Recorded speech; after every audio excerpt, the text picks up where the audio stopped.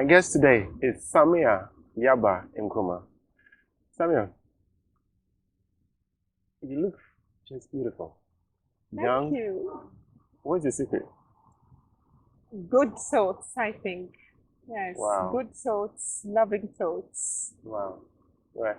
Well, I came all the way from the UK to sit down with you. And also, I've read a great deal and a lot about your father. But I know it will never be complete without sitting with the very people that were around him. How did you feel growing up as a child, knowing your father was the president of the First Republic of Ghana?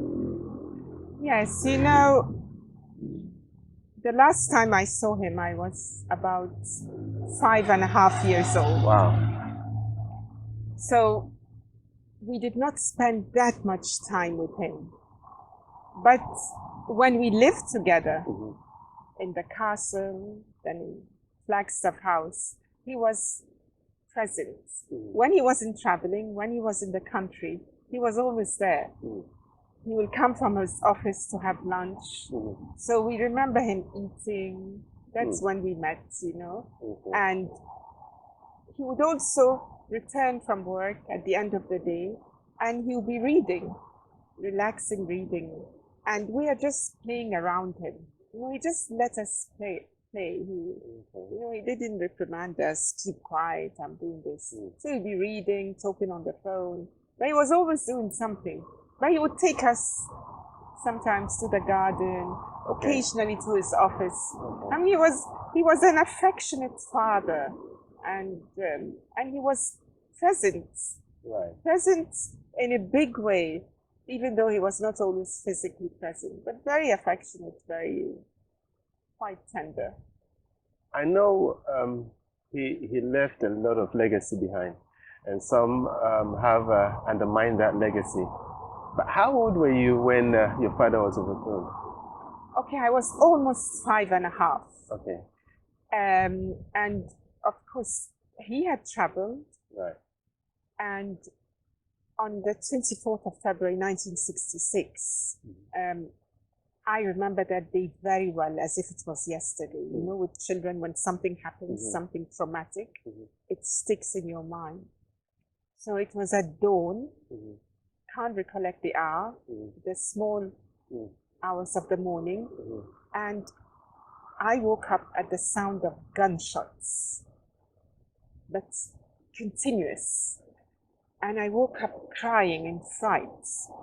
I rushed to my mother's room, and Goke, who's a year older than I am, he also rushed to my mother's room. And I remember my mother saying, "Samia, where's your brother, your younger brother, Sekou?" So I rushed back to our bedroom where the three of us slept. I picked my younger brother and rushed back. And mother told us, "Okay, now you must pray. Let us kneel and pray." And I remember we all prayed. I can't remember what we said. But when we finished, mother said, "Okay, you hear this sound of gunshots? Don't be afraid, because even if anyone fires at you, nothing's going to happen to you." And you know, when your mom tells you something, as incredible as it may sound, you believe it. The next thing mother did also, I remember, she called the Egyptian charge d'affaires and said she has to leave Ghana safe with her 3 children. We should relay that message to Cairo. Now, shortly after that, at some point, the gun battle somehow abated and there was silence, and we were ordered to leave the house. Now, when I returned in 2008, I went to see Colonel Zanerego in Upper East. He was the head or the commander of the Presidential Guard. And he told me that when they were ready to die, the Presidential Guards, they were ready to die till the last man. They had decided they are ready to die, defending, you know, the house, us, everything. But he said at a certain point, the coup soldiers, the leader said that if they don't surrender weapons. They are going to blow up the house with Kwame Nkrumah's wife and children. He said at that point they decided to surrender. And I was told by some of our people, some of the people who were there at the time, that they lined up when the presidential guards surrendered. They lined them up and they ask you your name, and the moment you say an Nzima name, they shoot you on the spot. So some people died there and then. And when I think of this story, I think never, ever will I make a decision based on ethnicity. Because I can imagine the impacts of that act on the people. Anyway, back to that day when we were ordered to leave the house with nothing. So we left. We had our nanny with us, Auntie Nora, I remember, and we were bundled up. We were covered in white sheets and with a little white sheet hanging from the window of the car to show that, you know, we are peaceful.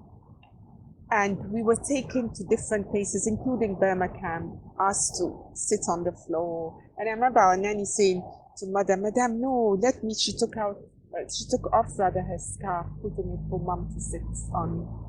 And Gamal or Goke who's a year older than me. We were all terrified. I was crying the whole day. But Goke was telling these young soldiers, I know you are good people. You are not going to hurt us. I know you are not going to hurt us. You are good people. And I'm thinking, what is he thinking about? These people have guns. They've come to take us. I was just distraught. But I remember, as if it were yesterday, these young soldiers trembling, sweating. You could see they were receiving instructions and they were uncertain, unsure. You know, they weren't doing things with conviction. This was an incredible upheaval, you know. So you could see the fear. I remember them shaking as they're holding their walkie-talkies or whatever, so they're here, so what do we do?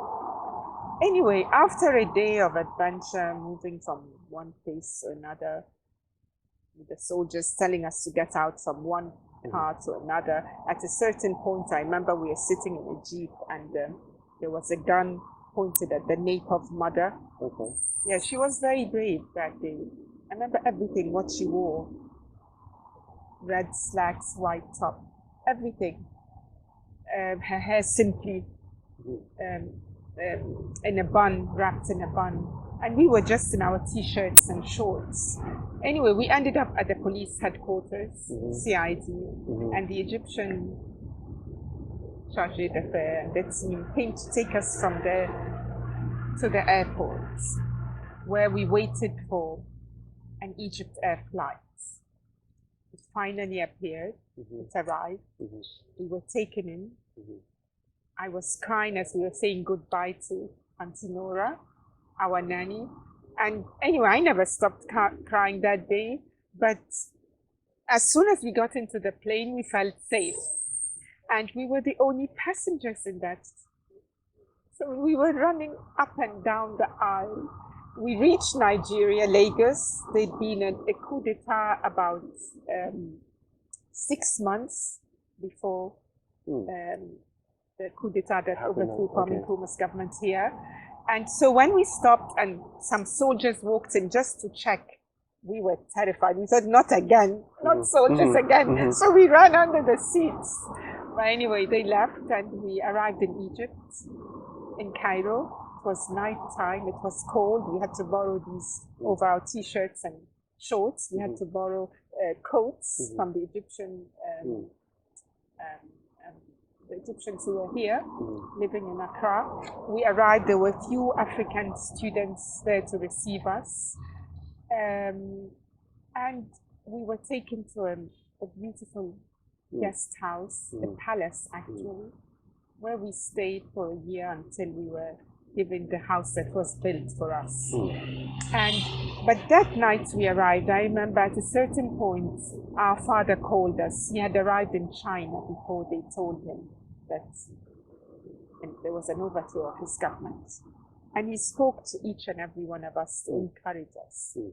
And I remember when it was my turn, he spoke to me. He said, Yaba, he always called me Yaba. He said, Yaba, I don't want you to be afraid. Be strong. Don't be afraid. Be strong. And I can hear his voice today, you know.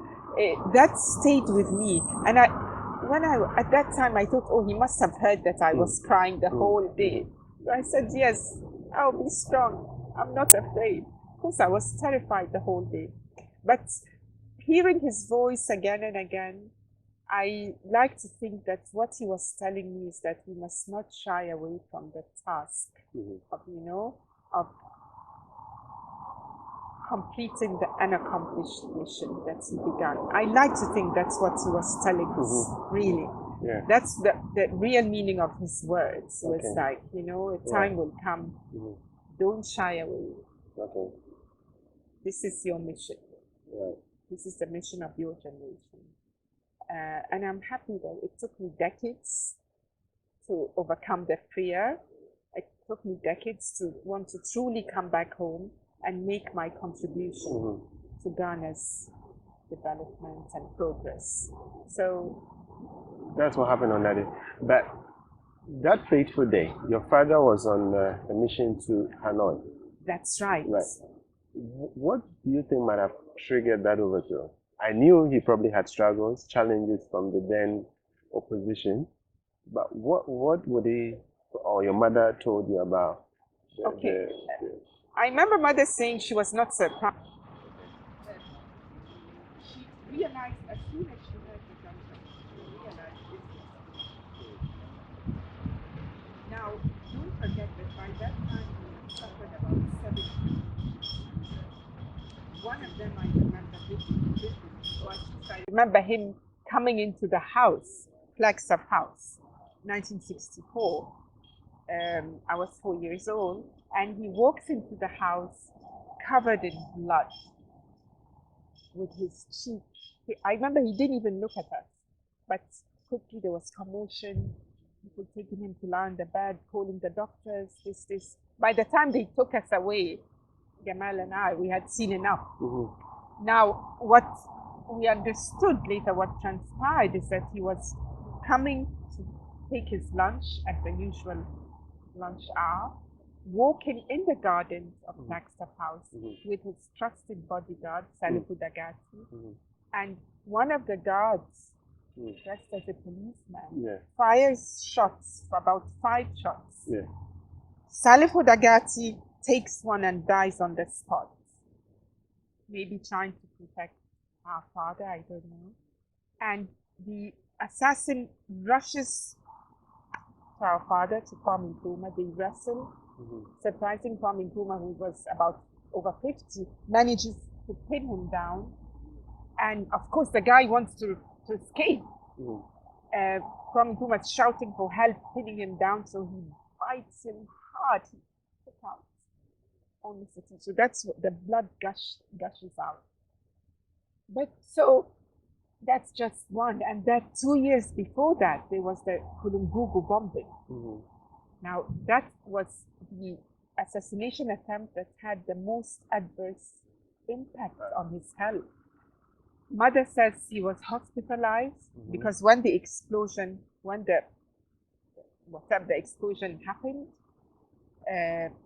his bodyguards pushed him to the ground because that's the safest position, lying down. But the shrapnel and everything, you know, exploded flying around, and his whole back was covered. And he spent days in the hospital where they were trying to take them out, but they couldn't. So mother says when he came out of hospital, he told her, he's afraid he will not live long. And he could die of cancer poison, because too much lead had entered the system. And mother said, she said, but what am I going to do? I'm a young woman and we have two. We were only two at the time. And you have two, a toddler and another young one. How am I going to live? You don't let us keep anything. We don't have any property. How am I going to survive? And she said he told her she should not worry because a government will look after her and family or the party. And I remember mother used to tell us this story when we were in Cairo, and she said, you see, he was right. The government is looking after us. We are not, you know, stranded or in the streets or anything. And so he suffered many assassination attempts. So it was obvious they were trying to get him, to eliminate him. So it wasn't a great surprise or a shock. Those were turbulent times in our country. You see, we gained independence, but you know, and not just in Ghana and other African countries, where you had strong nationalistic, Pan-Africanist, patriotic leaders, you know, who were trying to change the status quo, trying to free our economy from the clutches of corporations, of foreigners, wanting, because the essence of independence, as we understand it, is that Ghanaians must own their resources, control their economy, have an effective share of the economy and an effective control over it. So that is what leaders like Kwame Nkrumah started doing. They laid the foundation for an economically independent state, a just society. And they were viewed as, you know, leaders who were threatening the status quo, especially someone like Kwame Nkrumah, who had great influence. This was an intellectual, a maker of history, but a writer of history, as his literary executor used to tell me. And so he was someone, when he spoke, countries listened. One of the founders of the Organization of African Unity, one of the founders of the Non-Aligned Movement. So these leaders were threatening the status quo globally. And so it's, if you put it in that context, the height of the Cold War, if you put it in that context, you would not be surprised that they were attacked and now they were eliminated one way or another. A lot have voiced out, including the Speaker of Parliament, Professor Okwe. He made mention that your father technically was not the founding father of Ghana. What's your take on that?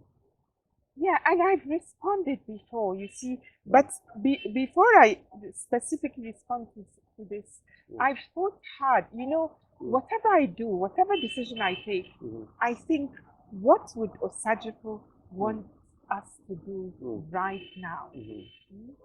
And I've always thought the message that keeps on coming to me is that he wants Ghana to unite and rally around the vision for our development and progress. So I've always gone out of my way to try and make sure that whatever pronouncement I make is not divisive. And I urge Ghanaians, always, all of us, to stay united and focused, not to get distracted. Now, so that is why perhaps you haven't heard me enter this debate with full force. Okay. You know, I feel the best way I can defend Osajifo is by emulating him to some degree, following his example and taking up from where he left. Now, yes, I've heard all these things, but you know, the records are there. And I urge every young Ghanaian to read and study them. Even not just documents produced in Ghana, but in Britain and elsewhere. The whole independence struggle. See, Kwame Nkrumah said it began before him, it will continue after him. But his contribution was immense and decisive. You see, the motion of destiny, the, you know, the 3 elections we had to go through, 51. 54, 56, before the British are convinced that this is the will of the people, the majority of the people. want independence. Kwame Nkrumah pushed for this campaign, educating, sensitizing people, being in the trenches. The plebiscite in what used to be called the Togoland, the British Togoland, you know, the bringing the four territories together, northern regions or the northern territories, British Togoland, Ashanti, and the colony, the Gold Coast, Central Accra, Central Region, Greater Accra, Central Region, and Western. This campaign to bring these four territories together to become Ghana, and who was working tirelessly for that? The records are there. Now take even after 57, the independence, after independence, the nation building, the laying the foundations for a just society, for an industrialized society. Who was guiding our nation?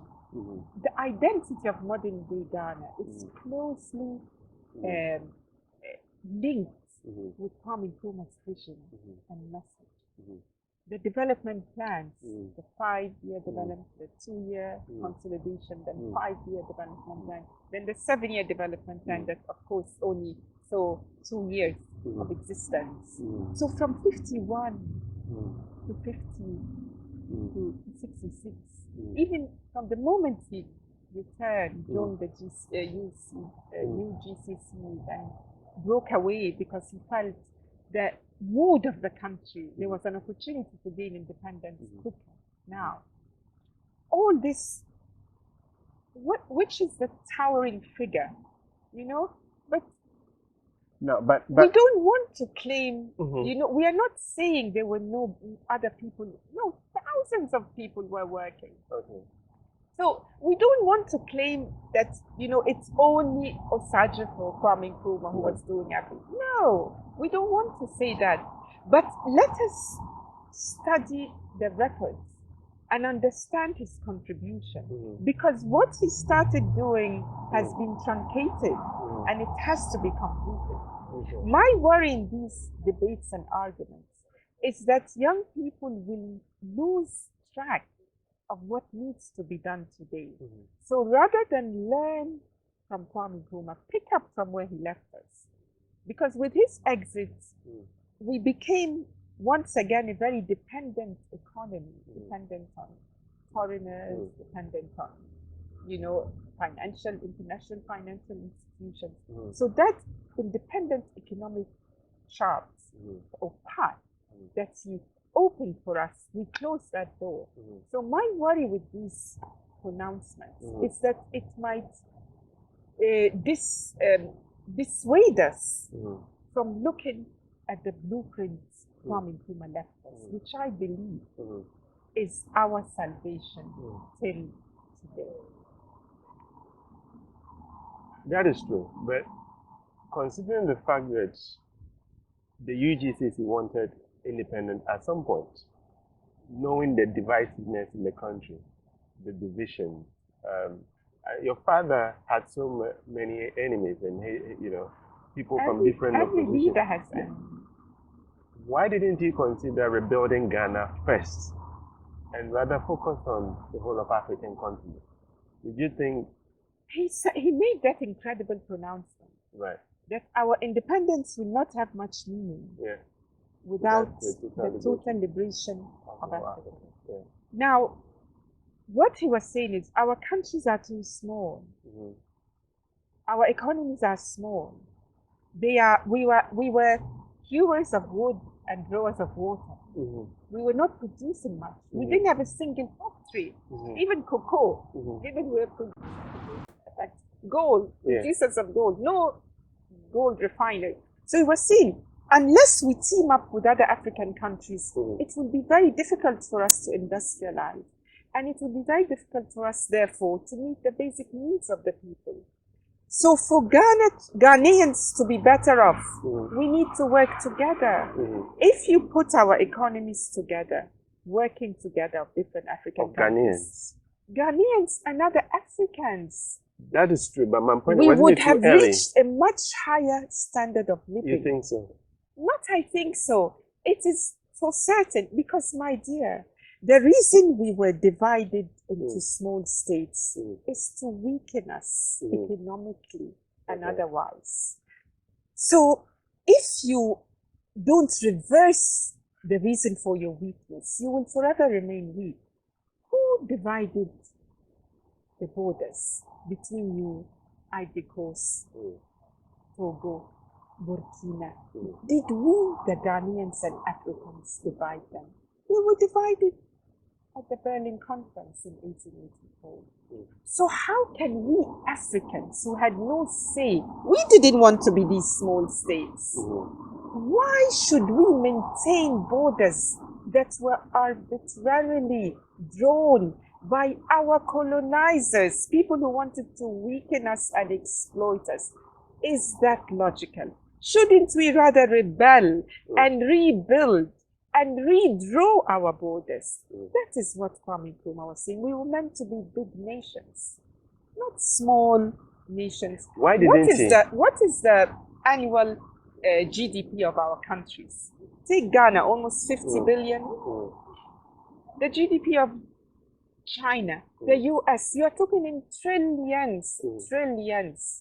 So do we want to be forever in a position where we cannot do good deeds, we cannot speak out, we cannot compete on an equal footing because we are small? So he was saying, for Ghanaians to be strong, we need to work with other Africans. We need to be bigger to help our people. But didn't he see the divisions in his own country? The Ashantis, the Nzimas. But didn't the majority of the country rally behind him? You think we could have got independence if the majority of Ghanaians did not rally behind Kwame Nkrumah? The majority rallied, and the elections, the 3 elections we spoke about, proved that the majority bought into his message. But every leader will have enemies or opponents, if you like. Every leader will have them. This happens. So, you know, he couldn't persuade everybody, but he persuaded the majority. And had it not been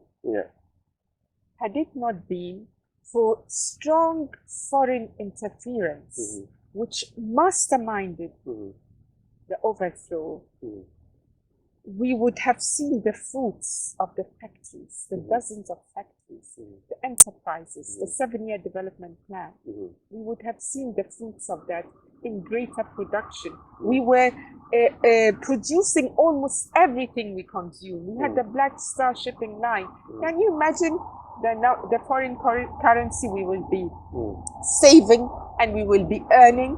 All the cocoa we produce, we have to rent ships. We would have had our own shipping line. 29 trawlers, big fishing trawlers. Nobody could have come into our seas. So the benefits that would have accrued from implementing his development plans would have, had they not been discontinued, Ghanaians would definitely have enjoyed a better standard of living. We would have, yes, tightened our belts for a short time, but knowing that they will accrue greater benefits. And countries like South Korea, Malaysia, who went on to implement development plans, have gained enormously. You see? Now, one global issue with the desire to help others come to a resolve in personal and business affairs is why Andy D Legal and Immigration Associate was established.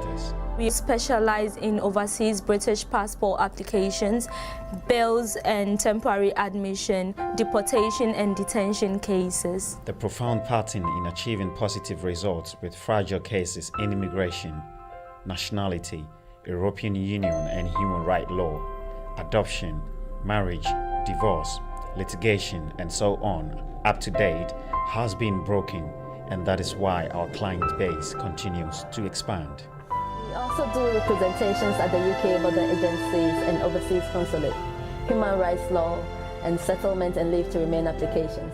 We have the right keys to unlock any case across the spectrum of law, locally in London and across the borders in Ghana, where our other branches are established.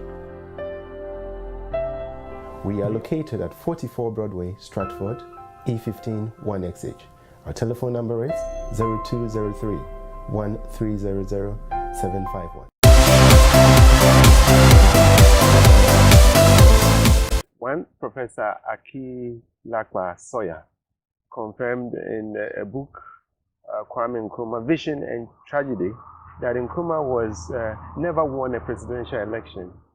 Could that have been the cause of some of his backstops in his days of presidency? Is he talking about the 1960 when Ghana became a republic? Yes. And there was a referendum. Yes. Yeah, he believes that that was not a presidential election. But Kwame Nkrumah, well, we checked the records, but Kwame Nkrumah was with, and his party at the time, they were winning every single election.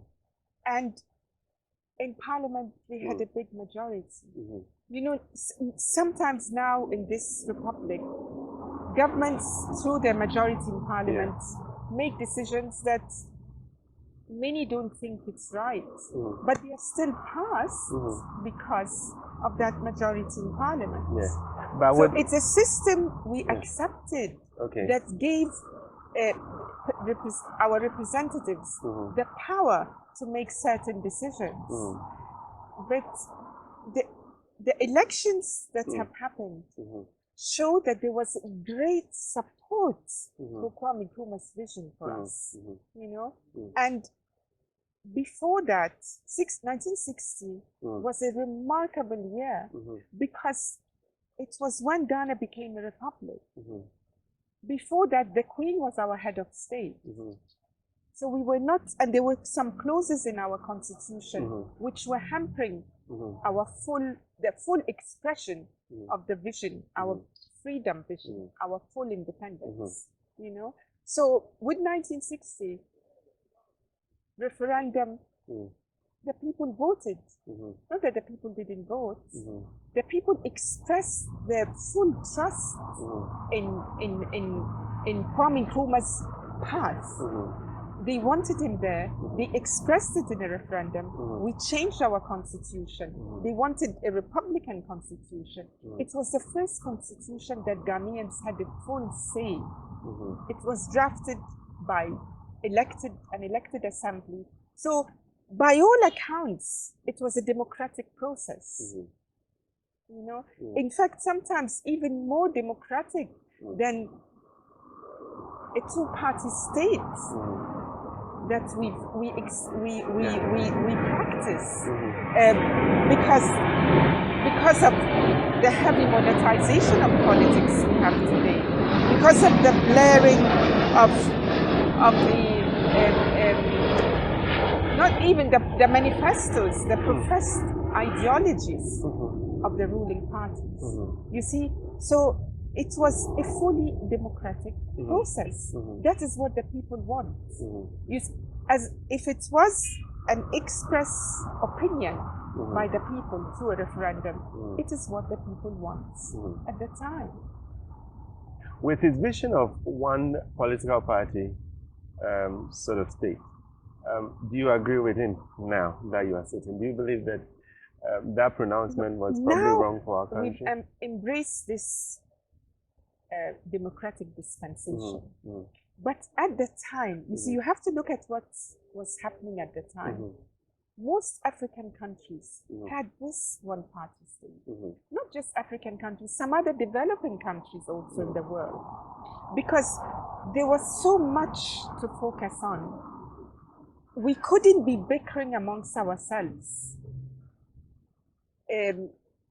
Two main political forces emerge and be snatching power from each other and reversing what the other had done. You know, the growing concern was that we need to get on with our industrialization or reconstructing our economy, moving away from the colonial economy, sending all our raw materials for others to industrialize, and leaving us relying on revenue from raw materials which we export. We don't even decide the prices. So it was imperative that we quickly change the structure of this economy. And of course that we lift people out of poverty. So engaging in this bickering amongst two forces would have rendered us paralyzed with our development. And it wasn't only Ghana. Look at the map of Africa. Almost every, not almost, I think every single African country was in that state. Kwame Nkrumah was not more a dictator than Julius Nyerere, than Houphouët-Boigny, but nobody calls them dictators. So there was propaganda turned against or waged heavily against Kwame Nkrumah, which we live with today. The younger generation is living with. But if you put it to scrutiny, that was what was happening in many countries, from Singapore to Malaysia, to many developing countries. And countries that are practicing democracies in the richer world, the industrialized countries, they only started practicing democracy when they industrialized, when most of the people were not poor and bereft of the basic needs. Because when that happens, it's very easy to buy people. So the winner is the highest bidder, not the most sincere, not the most effective. So we have to think about all this when we brand the Sajid a dictator. But which dictator would refuse to own property, would refuse to amass wealth, would be championing and pushing for policies for free and compulsory education so the people are enlightened and can understand and criticize him? Which dictator would do that, would not sign a death warrant for anybody, for any case that came before him? What kind of a dictator who would not amass wealth? We are living proof with his family that he never amassed wealth. And in fact, it's given us the privilege to work like ordinary Ghanaians, to struggle, to survive. And this is what has given us great respect for everybody, from the person who helps clean our offices or homes to, you know, very well-paid CEOs of companies. We see every Ghanaian as the same. This training, this orientation we have received, Kwame Nkrumah's biological children, it's given us this humility and understanding of what working people go through. But tell me, what dictator would do that? But you have to understand the complexities, of the age, of the era, and understand why certain decisions were made and how. You see, they were always made with consultations and with the passing of bills in Parliament by the majority. Democracy is meant to express the will of the people and to improve the living standards of the people. It's not just meant to be there for us to be, it's not just for free expression, it's also delivering to your people. So if you are not delivering to your people, then there's something wrong with the democracy you're practicing. And democracy is practiced in different ways. You know, but today we should have proportional representation if we want to be truly representative of the people. Because why should somebody win by one vote and the winner takes all and the other is completely left out? It's even alien to our African humanist principles and values, where we want consensus. We sit and persuade you until there's consensus. So the winner takes all is not the ultimate democratic choice for our countries. And I think we can all see that there's something missing from this democratic practice we are living under today. There is something missing. In your father's book or letters or memoir from Conakry in the dark days of Ghana, he mentioned that in his speech, not one single person was reported executed, killed, or whatever during his reign for 15 years. Most people have also tarnished that and attacked him on this preventive detective bill. Preventive detention bill. Yes, yeah. bill. Now, are you aware that a lot of people have actually cited that under his rule, a lot of people disappeared? I am not aware of that, but I've always said it is possible that things happen behind his knowledge.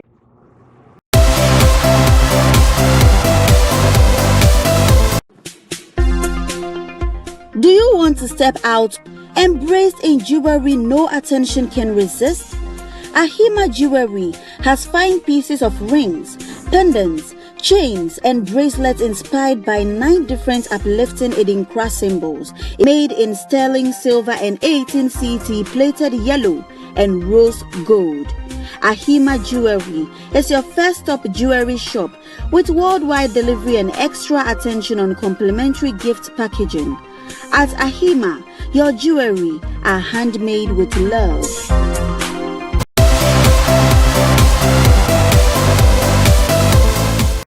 Now, even before we go further, aside people or other, the father's opponents banning him out of the future, his passage of the Preventive Detention Act caused a lot of tyranny to a lot of families, a lot of people's citizens, a lot of people got disappeared or people were killed during his term in office. But in his book, in the last days of Ghana from Colombo, he mentioned that nobody actually was killed. Yes, and I should imagine that it's very possible that certain excesses or abuses happened on his blind side. Why do I say that? The 2 of the co-leaders, Harley and Deco, they were in prominent positions in the police at the time. How do we know what was going on to tarnish his image? It is just possible that certain things, maybe a few things got out of hand. I don't think there were many cases, but just in case that happens, I've said it over and over again that I apologize to any Ghanaian who was innocently harmed by, in the course of implementing the Preventive Detention Act. But let us pause for a moment and think. We just spoke about two of the assassination attempts on his life. In these cases, some innocent people died. Salifu Dagati, an innocent guard. The young girl in Kulungu, the bombing, who was giving a bouquet of flowers. About 30 people he mentioned were killed, innocent men, women, and children in these attempts, and over 300 injured. Now, can you imagine if today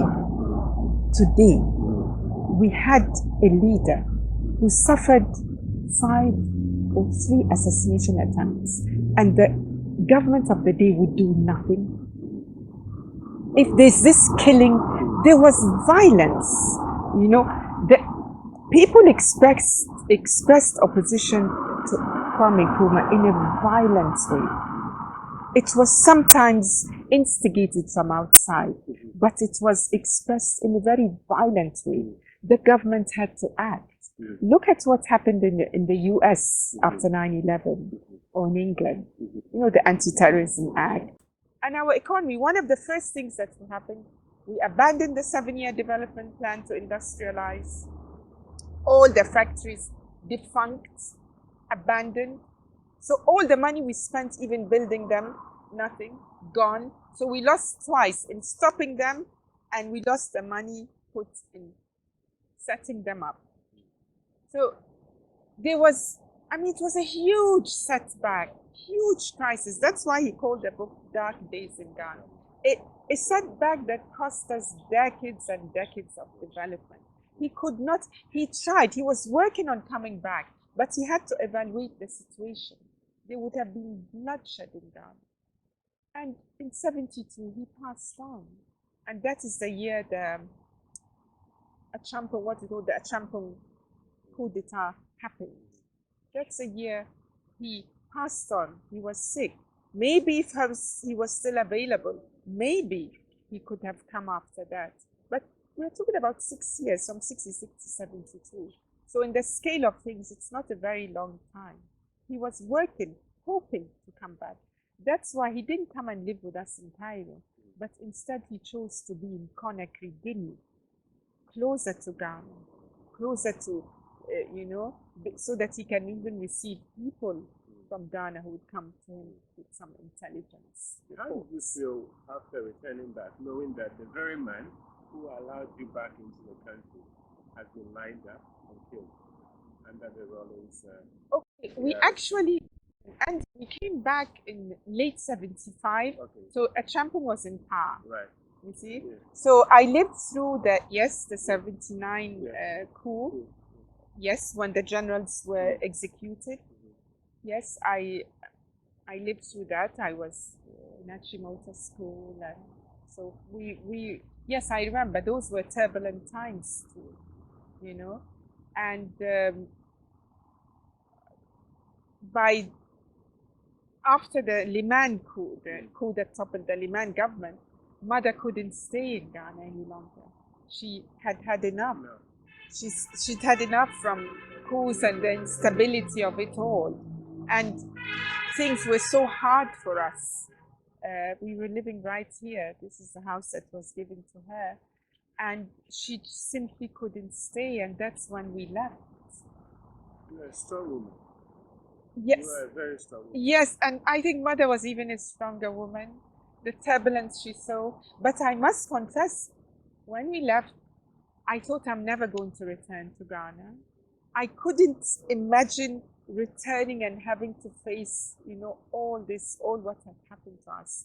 But like I said before, I mean, thank God, I managed to rationalize things, to pray over things. Well, remember, this is the Hour Show.